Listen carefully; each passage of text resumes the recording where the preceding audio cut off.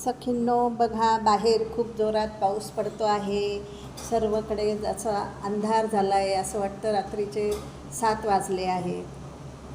मग सुनबाई म्हटली, आई मस्त छानपैकी खेकडा भजी करा. खेकडा भजीसाठी मग मी हे छान कांदे कापलेत. कांदे कापून मग त्याच्यात तिखट मीठ टाकून सगळं कालवलं आणि पीठ टाकले, सर्व एकत्र केले आणि छान हळूच तेलात टाकले आणि व्यवस्थित हळूहळू तळून घ्यायचे. ते तळल्यावर ते उलटपालट करून छान व्यवस्थित तळू द्यायच्या सोनेरी रंगावर. सोनेरी रंगावर तळल्या. बघा या प्लेटमध्ये काढल्यात मी. प्लेटमध्ये काढून आता कोणाला खायला देणार बरं? अर्थातच नातू आहे घरात, सुनबाई आहे आणि पतिराजांना तर आधीच देणार.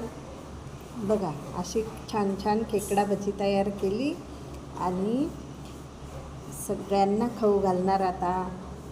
आणि भजी झाल्यावर मस्त गरमागरम चहा पिणार. चहा भजी हा पावसाचा सर्वमान्य असा बेत आहे, हो की नाही सखींनो?